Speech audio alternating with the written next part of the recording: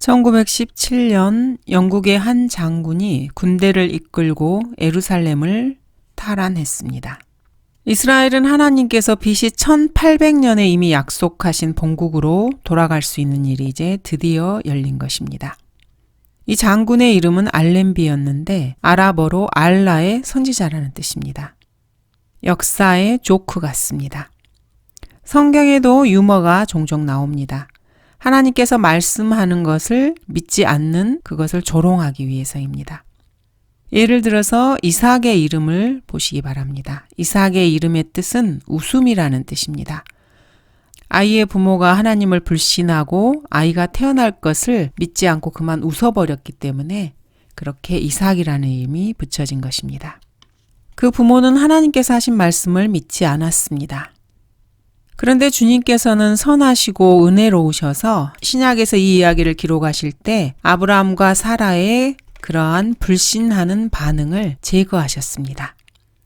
그래서 신약에서는 이 부부가 강력한 믿음의 소유자로 그려져 있습니다.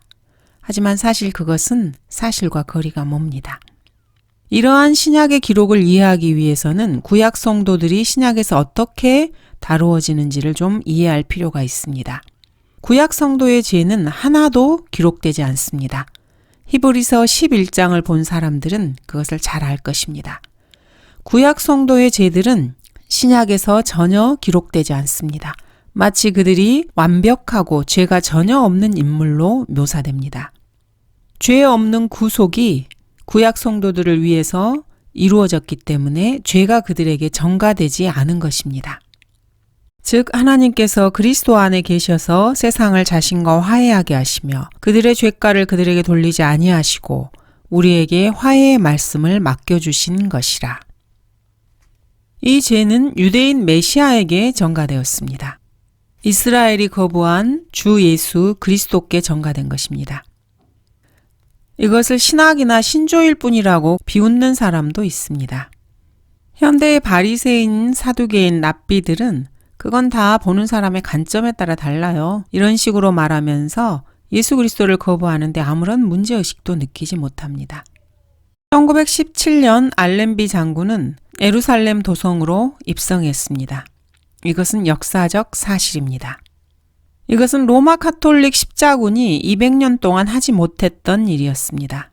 예루살렘을 알라와 마호메트에게서 가로챈 것입니다. 이 알렘비 장군은 하나님께서 예루살렘을 이교도들의 손에서 해방시키기 위해 택하신 인물이었습니다. 교황은 결코 이런 일을 한 적이 없습니다. 십자군 전쟁 때 카톨릭 교황들은 유럽의 4개국에서 군대를 징집하여서 50만의 젊은 목숨을 희생시켰습니다. 그랬음에도 이슬람교에게 전혀 영향을 끼치지 못했습니다. 오히려 알라에게 된통 얻어 터지기만 했습니다. 알렘비가 예루살렘 성문으로 진입할 때 그 누구도 방해하지 못했습니다.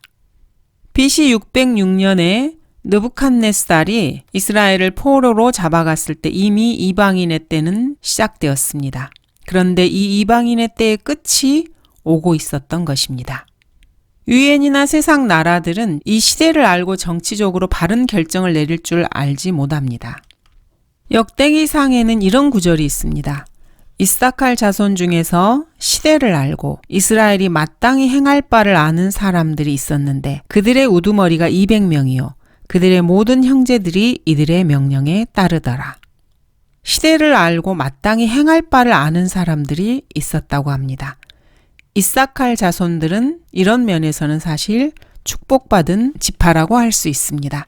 하지만 이 시대에는 시대를 알고 마땅히 어떻게 행해야 할지를 아는 사람들이 극소수입니다. 성경대로 믿는다고 하는 사람들 역시 마찬가지입니다. 1897년에 제1차 시오니즘 총회가 스위스 바젤에서 열렸습니다. 이것은 라오디케아 교회 시대가 시작되기 바로 직전이라고 할 수 있습니다. 아라파트가 팔레스타인 지역에 세운 것은 팔레스타인 기구 피에로였습니다. 그러나 유대인들은 유대 기구가 아니라 유대 국가를 세우고자 했습니다. 이것은 사실 바티칸 국가를 비견해서 하는 말입니다. 이들은 국가교회로서 자신들이 전쟁, 선거, 투표, 세금, 경찰을 배치하는 것을 수행한다는 것을 스스로 자인했습니다. 사실 유대교와 카톨릭 교회는 신앙이자 종교일 뿐 아니라 국가였습니다. 즉, 예루살렘과 로마는 자기들이 가진 종교적 신념이 사탄이 조직화한 세상에서 물질적이고 세속적인 기반 위에서 작용하기를 원했습니다. 성경적 기반에서 종교를 유지한 것이 결코 아닙니다. 이스라엘은 원래 하나님께서 민족 국가로 세우셨습니다. 그리고 군사력까지 되어주시면서 카나안 땅을 정복해 하셨습니다. 바티칸 국가는 이러한 이스라엘을 흉내내어서 인간이 만든 모조품일 뿐입니다. 처음 벨푸어는 유대인의 본국을 팔레스타인이 아닌 아프리카 우간다로 생각을 했습니다. 아프리카에 이스라엘 국가를 세우고자 했던 것입니다. 이에 대해서 런던 대신 파리를 가지라면은 벨푸어경은 그렇게 하겠냐는 그런 질문을 받았습니다. 사실 진짜로 옳은 말은 아무도 하지 않는 법입니다. 역사는 땅을 중심으로 돌아가고 이 땅 때문에 인간은 전쟁을 벌입니다. 그리고 성경은 역사책입니다. 세상의 다른 종교의 경전들, 코란, 몰몬경, 조로아스토교 경전인 제다베스타, 힌두교 신화의 경전인 프라다, 바가바드기타, 베다, 공자 이런 것들은 사실 역사와 전혀 무관합니다. 하지만 성경은 역사와는 결코 떼어놓을 수 없는 책입니다. 이스라엘이 국가를 아프리카에 세울 수는 없는 노릇입니다. 왜냐하면 하나님께서는 카나안 땅을 이스라엘에게 주시겠다고 약속하셨지 아프리카 땅을 주시겠다고 약속하신 적이 없기 때문입니다. 예루살렘은 한 민족 전체의 수도였습니다. 그때 아랍인, 팔레스타인 이런 사람들은 나라도 수도도 유일신을 믿는 종교도 문명도 없었습니다. 이들은 광야의 유목민이었을 뿐이며 신학도 종교도 없었습니다. 바이츠만은 제1차 세계대전 때 아세톤을 발명해서 명성을 얻게 되었습니다. 미국에서 재배된 옥수수에서 아세톤을 추출한 것입니다. 아세톤은 영국 해군 함포에도 사용되었습니다. 처칠은 세계전 때 영국을 도운 유대인들에게 깊은 감사를 표했습니다. 그런데 처칠은 벨푸어 선언이 발표되자 유대인들에게 등을 돌리고 그들이 본국으로 돌아가는 것을 막으려고 했습니다. 벨푸어 선언이 나왔을 때 유대인 중에 한 사람이 이것을 반대했습니다. 로드실드라는 사람입니다. 이 사람은 팔레스타인에 많은 땅을 소유하고 있었는데 자기 민족에게 그 땅을 넘겨주게 될까봐 걱정을 했던 것입니다. 인간은 땅을 가지고 전쟁을 벌이기 마련입니다. 이것은 신학도 종교도 아닌 역사 그 자체입니다. 이 땅 한 조각이 성경에 등장합니다. 그리고 인간 역사에서도 등장합니다. 이 위험한 땅 조각으로 인해서 200여 개의 회원국들은 혼란 속에 빠집니다. 로마 카톨릭에서는 대사를 파견해서 유대 땅에 국가가 생기기라도 한다면은 그것은 로마 카톨릭이 예루살렘을 소유하고 통치해야 한다고 말했습니다. 예루살렘은 거룩하기 때문에 유대인이 감히 그 땅에 손을 댈 수 없다는 입장을 로마 카톨릭은 표명했습니다. 로마 카톨릭 교황들은 모두가 다 그리스도의 탄생지인 예루살렘 도성이 반드시 카톨릭의 것이 되어야 된다고 생각을 합니다. 이들은 모두 역사를 대할 때면은 갑자기 정신병자들이 됩니다. 그곳은 우리 주 예수 그리스도께서 탄생하신 곳이고 그곳에서 자라서 생활하신 곳입니다. 주님이 지상에 계실 때 주님을 죽이려 했고 주님께서 자신에 대해 하신 말씀을 멸시한 도성이기도 합니다. 그리고 주님을 붙잡아 로마에게 넘겨주게 한 그 도성이 바로 예루살렘입니다. 로마 카톨릭은 이 예루살렘 도성이 반드시 자기들의 소유가 돼야 한다고 생각을 합니다. 지금까지 예루살렘을 하나님께서는 소돔, 이집트라고 부르십니다. 로마 카톨릭은 왜 이토록 이 도성에 집착하는 것일까요? 그리하여 그들의 죽은 몸들이 큰 도성의 길거리에 놓이리니 그곳을 영적으로는 소돔과 이집트라고 부르며 우리 주께서 십자가에 못 박히신 곳이라. 예루살렘은 하나님 보시기에 소돔과 이집트입니다. 보라, 이것이 내 자매 소돔의 죄악이니 자만과 양식의 충분함이라. 게으름의 풍성함이 그녀와 그녀의 딸들 안에 있고 그녀가 가난한 자와 궁핍한 자의 손에 기운을 돋워주지 아니하였도다. 양식의 충분함, 이것이 게으름을 낳고 이로 인해서 자만이 생기고 죄악이 생기는 것입니다. 예루살렘은 사실 성 도착과 세속적인 모든 것의 중심지입니다. 그런데도 로마 카톨릭은 예루살렘을 거룩한 도성이라고 부릅니다. 왜 그러는 것입니까? 왜냐하면 이들은 성스럽다는 이 성경의 성자가 무엇인지를 전혀 알지 못하는 자들이기 때문입니다. 로마 카톨릭의 공식 신문에서는 이렇게 말하고 있습니다. 유대 민족은 지금까지 늘 민족들 가운데 흩어져 방황하며 살아왔다. 예루살렘의 재건과 그로 인해 귀결된 이스라엘 국가가 수립되는 것은 그리스도께서 하신 예언에 반대되는 것이라 아니할 수 없다. 팔레스타인 땅에 이스라엘 국가가 재건되는 것이 성경과 반대된다고 카톨릭은 주장하고 있습니다. 이들과 이들을 따르는 카톨릭 교도들은 모두 성경에 덫에 걸린 것입니다. 구약만 해도 500구절 이상에서 명확하게 말씀하고 계십니다. 그리스도께서도 이러한 구절들을 인용하시기도 합니다. 그런데도 로마 카톨릭은 이것을 싸그리 무시합니다. 땅으로도 말지니 이는 그곳이 그분의 발판이며 예루살렘으로도 말지니 이는 그곳이 위대한 왕의 도성임이라.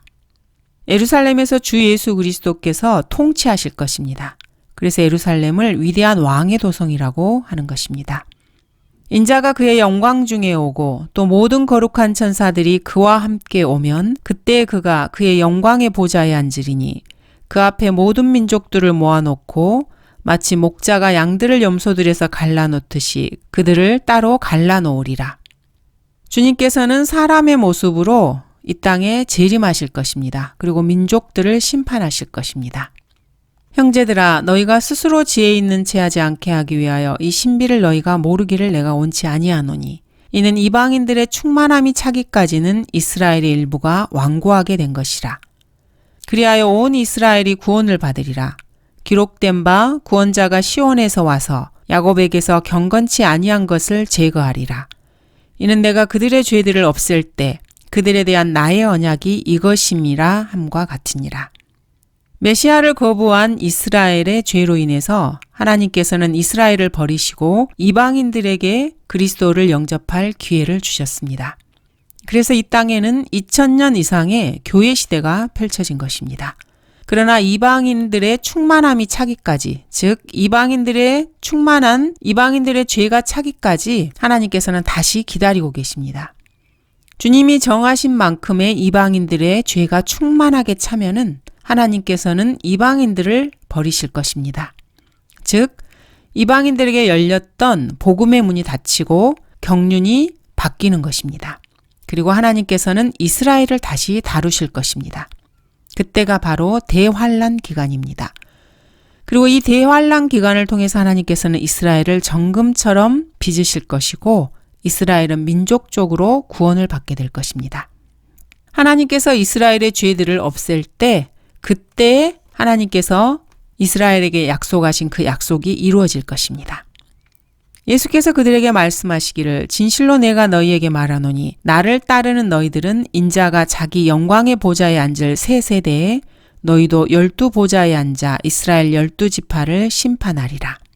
주님께서는 영광의 보좌에 앉아서 지상을 통치하신다고 말씀하셨고 그때의 제자들 역시 이스라엘 12지파를 심판하신다고 말씀하셨습니다. 예수님께서 이렇게 정확하게 성경에 말씀하셨는데도 로마 카톨릭은 이스라엘 국가가 재건되는 것이 성경과 반대된다고 주장하고 있습니다. 이들은 도대체 어떤 성경을 말하는 것일까요? 그러면서도 자기들이 가르칠 수 있는 권위가 있는 교회라고 이들은 믿고 있습니다. 이들은 이스라엘이 예루살렘을 차지하고 통치하는 것이 비도덕적이고 불법적이라고 선언을 합니다. 그러나 하나님은 로마 카톨릭과는 의견을 달리하십니다. 하나님께서는 그 땅을 이스라엘에게 이미 주셨습니다. 이렇게 교황성하로부터 시작해서 추기경, 대주교, 주교, 사제, 수녀, 카톨릭 교도들은 100% 반유대주의적인 사람들입니다. 성경에 따르면 유대인들은 유대인 왕인 주 예수 그리스도의 통치하에서 로마, EU, 유엔을 다스릴 것입니다. 그리고 그 왕은 예루살렘에 있을 다윗의 보좌에서 다스릴 것입니다. 이런 구절이 500개가 넘습니다. 이스라엘의 주 하나님이여, 그러므로 이제 주께서 주의 종 내 아버지 다윗에게 약속하여 말씀하시기를 내가 내 앞에서 행한 것처럼 내 자손들이 그들의 길을 주의하여 내 앞에서 행하면 이스라엘의 보좌에 앉을 사람이 내 앞에서 내게 끊어지지 아니하리라 하신 것을 지키소서. 주님께서는 이스라엘이 하나님 말씀을 지키면은 이스라엘의 보좌에서 영원히 그들이 다스릴 것이라고 말씀하십니다. 그런데도 그리스도의 대리자라고 하는 자들은 이 말씀을 믿지 않고 성경의 덫에 걸려버렸습니다. 시빌타 카톨리카라는 로마 카톨릭의 글에서는 이렇게 말하고 있습니다. 왜 그들은 시오니즘이라는 이름부터 포기하지 못하는 것인가? 아무리 반기독교적인 이단들이 이스라엘을 지지한다 해도 이스라엘은 하나님을 죽인 살인자 족속이다. 카톨릭은 자신들은 정치적인 국가를 가질 수 있다고 생각하지만 유대인들은 그래서는 안 된다고 생각합니다. 그리고 팔레스타인의 고대 왕국은 유대인의 것이 아니라고 주장합니다. 그리고 유대인들은 절대로 개정시킬 수가 없기 때문에 팔레스타인 땅에 살아서도 안 된다고 생각합니다. 그래서 유대인들은 예수 그리스도와 성경에 따라서 영원히 떠돌아다닐 수밖에 없다고 주장을 합니다. 이들은 성경의 문외한들입니다. 그러나 역사적 사실은 다음과 같습니다. 베드로를 포함한 사도들은 신약의 그리스도인들 중에서 어떤 형태의 국가를 세워야 한다고 생각한 적이 없습니다. 그리스도인들은 결코 교회 국가를 지지하지 않습니다. 하나님께서는 유대인들이 국가, 왕국을 세우도록 허락하셨습니다. 이것은 조건 없는 언약입니다. 확고한 권리 증서와 함께 땅 한 조각을 이스라엘에게 주셨습니다. 그리고 하나님께서는 자기 자신으로 이것을 맹세하셨습니다. 유대인들이 그 땅을 차지할 것을 말입니다. 그리고 영원히 차지할 것을. 유대인들이 이집트에서 나오기 전에는 팔레스타인 땅에 고대 왕국이라고 할 만한 것은 아무것도 없었습니다. 그곳에는 부족국가 같은 성읍의 왕들이 있었습니다. 이들은 체계적이고 통일된 왕국을 갖지 못했습니다. 그 땅에는 30명도 넘는 왕들이 있었습니다. 그리고 땅 이름도 가나안 땅이었습니다. 바울에 따르면은 유대민족 전체가 회심하게 될 것입니다. 로마 카톨릭의 주장과는 상반되게 말입니다. 주 예수 그리스도께서는 이스라엘과 관련하여서 카톨릭에서 가르치는 신학을 결코 말씀하신 적이 없습니다. 성경에 따르면은 불의한 자는 수치를 알지 못합니다. 자신에게 의가 없는 자들은 수치스러운 행동을 하면서도 그것이 자신 안에 있다는 것을 알지 못합니다. 수치를 알지 못하기 때문에 수치를 거품처럼 내뿜는 것입니다. 그리고 자신들에게는 죄가 없다고 생각합니다. 팔레스타인은 이스라엘의 본국입니다. 이슬람 교도들은 주 예수 그리스도의 신성을 믿지 않는 무리입니다. 그런데 그들이 유대인들의 본국에서 지금 무엇을 하고 있는 것입니까? 이들은 팔레스타인 해방기구라는 피에로를 만들어 놓고 팔레스타인 자치정부라고 부르고 있습니다. 그런데도 교황은 이슬람 교도들의 편만을 들어주고 있습니다. 로마 카톨릭은 유대인들이 거룩한 땅이라고 하는 예루살렘을 소유하는 것에 동의를 표하지 않습니다. 그런데 성경의 주 예수 그리스도의 신성을 증거하신 하나님께서는 유대인들이 그 땅을 다시 차지하게 될 것이라고 말씀하셨습니다. 내 영을 너희 안에 두리니 그리하면 너희가 살리라. 또 내가 너희를 너희의 본토에 두리니 그때 너희는 나 주가 그것을 말하였고 수행한 줄 알리라. 주가 말하노라. 그들은 내가 내 종 야곱에게 주어 너희 조상들이 살았던 그 땅에서 거하리니 그들 즉 그들과 그들의 자손과 그들 자손의 자손이 영원히 그 안에서 거하리라. 내 종 다윗은 영원히 그들의 통치자가 되리라. 너는 돌아와서 주의 음성에 복종하고 내가 오늘날 내게 명령하는 그분의 모든 계명들을 행하라. 하나님께서는 이스라엘 민족을 친히 택하셨습니다. 그런데 로마 카톨릭은 하나님께서 소유하신 땅 한 조각의 문제를 잘못 다루고 있다고 생각하고 있습니다. 그러나 성경은 이렇게 말씀하고 계십니다. 하나님께서 땅에 사람을 창조하신 그날 이래 내 이전에 있었던 지난 날들에 관해 지금 물어보고 또 하늘 이편에서부터 저편까지 이렇게 큰 일이 어디 있었으며 그 같은 일을 들어본 적이 있는지 물어보라. 어떤 백성이 불 가운데서 말씀하시는 하나님의 음성을 내가 들은 것처럼 듣고서 살아있느냐? 혹은 주 너희 하나님께서 이집트에서 너희를 위하여 너희의 눈앞에서 행하신 모든 것처럼 하나님께서 가셔서 한 민족을 다른 민족 가운데서 시험들과 표적들과 이적들과 전쟁과 능하신 손과 펴신 팔과 큰 공포들로 자신에게 데려오시려고 시도한 적이 있느냐? 그것을 내게 나타내심은 주 그분은 하나님이시요 그분 외에는 다른 이가 없음을 너로 알게 하려 하심이니라. 하늘로부터 그분의 음성을 너로 듣게 하신 것은 그분께서 너를 교훈하시려는 것이라. 또 땅 위에서는 그분께서 큰 불을 내게 보이셨으며 내가 불 가운데서 나오는 그분의 말씀들을 들었느니라. 하나님께서는 거룩한이라는 단어를 한 조각의 땅에 성경에서 처음으로 쓰셨습니다. 또 성경 전체에서 약속이라는 말은 약속의 땅과 연관되어서 쓰이고 있습니다. 그리고 그 땅은 야곱의 12아들들에게 약속되었습니다. 결코 로마 카톨릭이나 개신교도들에게 약속된 땅이 아닙니다. 그러나 교황은 자신들이 유대인들이 예루살렘으로 돌아가는 것을 막을 수는 없을지라도 결코 그것을 장려할 수는 없다고 말하고 있습니다. 히틀러와 아이히만은 유대인들이 예루살렘으로 가지 못하도록 그것을 막았습니다. 그들은 교황 피오 12세와 정교 제약을 맺었던 것입니다. 바울은 이스라엘의 회복에 대해서 로마서 11장과 히브리서 8장에서 분명하게 기록하고 있습니다. 로마 카톨릭은 이렇게 말을 했습니다. 팔레스타인에 가서 당신의 민족을 정착시키기 원한다면 우리는 우리 교회들과 사제들과 함께 여러분 모두에게 세례를 베풀 준비를 갖출 것이다. 정말로 정신 빠진 소리입니다. 하나님께서 가나안 땅에서 인정하신 유일한 제사장 직분은 유대 민족의 레위 제사장직이었습니다. 또 유대인이신 예수 그리스도를 예표하는 셈의 계보를 따른 한 명의 제사장 뿐이었습니다. 즉 예루살렘의 왕이었던 멜키세덱 뿐입니다. 그런데도 카톨릭은 자신들만의 환상을 예루살렘에게 가지고 있습니다. 하나님과는 다른 생각인 것입니다. 로마 카톨릭의 입장과 완전히 다른 성경적인 견해를 살펴보도록 하겠습니다. 로마서를 기록한 이방인들의 사도인 바울은 회심한 유대인들에게 침례를 받았습니다. 바울은 제사장, 즉 사제가 아니었습니다. 시몬 베드로 역시 유대인인 침례인 요한에게 침례를 받았습니다. 성경은 모든 그리스도인들을 영적인 제물들을 드리는 거룩한 제사장이라고 말하고 있습니다. 사제들은 결코 제사장이 아닙니다.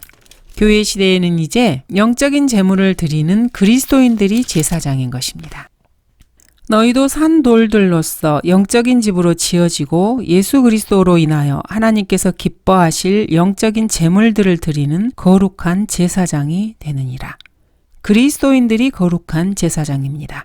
로마 카톨릭 사제들은 결코 제사장이 아닙니다. 레위계일의 제사장 직분을 그리스도인들 제사장들이 대신하게 된 것입니다. 로마 카톨릭은 예루살렘 성전이 영원히 파괴되었다고 거짓을 가르치고 있습니다.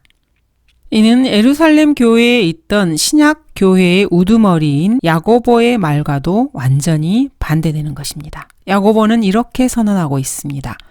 2일 후에 내가 다시 돌아와서 쓰러진 다윗의 장막을 다시 세울 것이며 또 거기에 파괴된 것들을 다시 세워 일으키리라. 즉 예루살렘 성전이 재건된다고 야고보는 선포하고 있습니다. 에스겔 44장에서 45장에도 성전의 재건을 예언하고 있습니다. 로마 카톨릭 교도들은 완전히 성경의 덫에 걸린 것입니다. 성경은 팔레스타인의 유대 국가가 재건된다고 말씀하십니다. 시온산에 성전이 재건될 것이고 경배할 것이라고 말씀하고 있습니다. 성경은 미래의 역사를 예언하는 책입니다. 이를 믿지 않는 자들은 모두가 다 거짓말쟁이들입니다. 아돌프 히틀러는 로마 카톨릭으로 태어났습니다. 로마 카톨릭에서 세례를 받았고 카톨릭 교도로 자랐고 카톨릭 사립학교에 다녔고 로마 카톨릭으로 죽었습니다. 살아있을 때나 죽었을 때 로마 카톨릭에서 아돌프 히틀러가 파문당했다는 이야기는 단 한 번도 들어보지 못했습니다. 히틀러는 유대인들에 대한 자신의 태도가 그가 태어나고 자랐고 교육받은 교회의 태도와 일치한다고 솔직하게 말했습니다. 아돌프 히틀러가 유대인들에게 대해 가지고 있었던 이러한 무시무시한 태도는 무려 1400년 이상이나 존재해온 그런 태도입니다. 히틀러의 정신 상태는 카톨릭 교회의 종교적 신념의 군사적 표현 그 자체였을 뿐입니다. 역사를 아는 사람이라면 카톨릭 정치 집단이야말로 수백 년간 교회로 가장한 반기독교주의적이며 반성경적이고 반유대주의임을 분명히 알 수 있습니다. 어떤 역사가는 교황이 정말로 두려워하는 것은 팔레스타인의 유대공화국이 세워지는 것이라고 말하기도 했습니다. 로마 카톨릭은 로마 카톨릭 교도들에게 유대인들에게 땅을 팔지 말 것을 당부했습니다. 이렇게 로마 카톨릭과 같은 국가교회들은 인간이 전쟁을 벌이며 다투는 것, 즉 땅에 관여합니다. 이렇게 모든 교회 국가들은 자기들의 목자를 통해서 한 국가의 경제를 통제하고 싶어 합니다. 주 하나님이 이같이 말하노라. 이것이 경계가 될 것이요. 너희는 이스라엘의 12지파에 따라 이 땅을 유업으로 받으리니 요셉은 2 몫을 가지리라. 너희는 그것을 서로 똑같이 유업으로 받으리니 그것은 내가 너희 조상들에게 주기로 나의 손을 높이 들었던 곳이라. 이 땅이 너희에게 유업이 되리라. 하나님께서도 이 땅에 관심을 가지고 계시고 그것을 요셉을 포함한 이스라엘에게 분배하셨습니다. 주 하나님이 이같이 말하노라. 보라, 나 곧 내가 나의 양을 찾을 것이며 또 그들을 찾아내리라. 목자가 흩어져 있는 자기 양들 가운데 있는 날에 그가 자기 양무리를 찾아낸 같이 나도 내 양을 찾아내고 그 양들이 흐리고 어두운 날에 흩어졌던 모든 곳에서 그들을 구해내리라. 내가 그들을 그 백성들로부터 데리고 나오고 나라들로부터 그들을 모아서 그들의 본토로 데려와서 강가에 있는 이스라엘의 산들 위에서와 그 나라의 사람이 사는 모든 곳에서 그들을 먹이리라. 1차적으로 양은 이스라엘을 말합니다. 하나님께서는 자신의 양을 모아서 그들의 본토 가나안 땅으로 데려오시겠다고 약속하고 계십니다. 내가 내 백성 이스라엘의 사로잡힌 자를 다시 데려오리니 그들이 황폐한 성읍들을 세워 그곳에 거주할 것이요. 또 그들이 포도원들을 만들어 그 포도주를 마시겠고 그들은 또한 정원들을 만들어 그 열매를 먹으리라. 내가 그들의 땅에다 심으리니 그들이 다시는 내가 그들에게 주었던 그들의 땅에서 뽑히지 아니하리라. 주 너의 하나님이 말하노라. 하나님께서는 이스라엘을 사로잡힘에서 되돌리셔서 그들의 땅으로 다시 데려오시고 결코 2번 다시 뽑히지 않으시겠다고 약속하고 계십니다. 이스라엘의 회복에 대한 이러한 구체적인 성경 약속에 반대되는 그 어떠한 주장이나 의견도 마귀의 영역에서 나온 것입니다. 결코 성령님께서 그들에게 발설케 하신 것이 아닙니다. 예루살렘 땅에 대한 로마 카톨릭의 입장을 보면은 그들 배후에서 역사하고 있는 영이 누구인지 분명하게 알 수 있습니다. 로마 카톨릭은 사탄처럼 이 지구라는 땅에서 이스라엘 민족을 완전히 제거시키고 싶어 합니다. 왜냐하면 이스라엘의 민족을 통해서 주님께서 온 땅을 치리하실 것이기 때문입니다. 감사합니다.